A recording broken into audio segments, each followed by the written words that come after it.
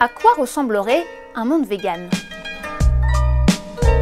Merguez de tofu, œufs à base d'algues, fromage de noix de cajou fermenté, nuggets de protéines de blé.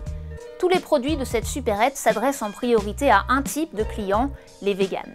C'est-à-dire des gens qui ne consomment rien qui soit issu des animaux ou de leur exploitation. Pas de viande, de poisson, de produits laitiers, d'œufs ou même de miel.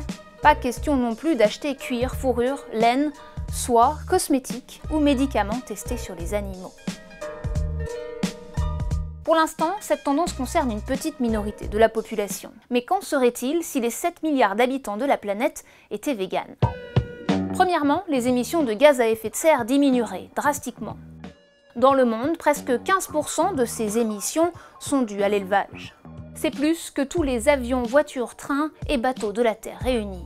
Selon une simulation réalisée par l'université d'Oxford, si toute la population du monde était végane, les émissions de gaz à effet de serre liées à notre alimentation diminueraient de 70%.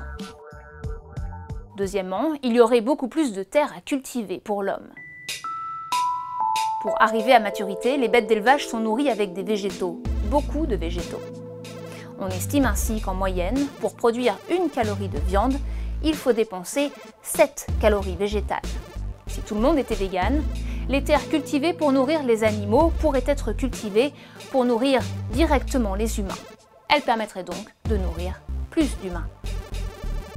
Troisièmement, cela serait bénéfique pour les pays riches, mais pas forcément pour les pays pauvres.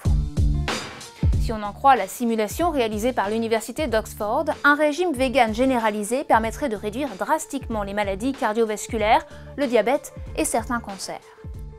Ainsi, 8 millions de vies pourraient être sauvées chaque année, la plupart dans les pays du Nord, où ces maladies sont les plus répandues. Dans les pays pauvres du Sud, en revanche, quelques 2 milliards de personnes souffrent déjà de malnutrition, voire de famine. Supprimer les protéines animales les priverait d'une source de nutriments essentiels, difficiles à remplacer. Quatrièmement, beaucoup d'animaux mourraient.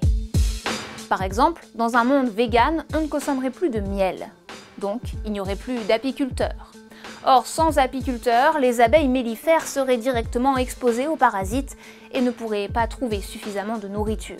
Résultat, il y aurait beaucoup moins d'abeilles. De même, dans un monde vegan, les vaches, les poules, les cochons seraient livrés à eux-mêmes et pour beaucoup, sans l'élevage de l'homme, ils ne survivraient pas. Mais ce n'est peut-être pas si grave. C'est des animaux qui ont été calibrés, les poulets pour produire davantage de viande, les cochons c'est pareil, les poules pondeuses optimisées pour pondre des œufs.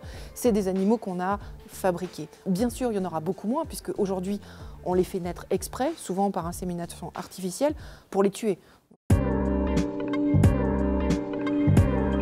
Quoi qu'il en soit, ces espèces ne s'éteindront pas complètement, elles vivraient probablement en bien plus petit nombre, peut-être dans des refuges comme celui-ci, qui recueille des animaux échappés ou exfiltrés des élevages et des abattoirs.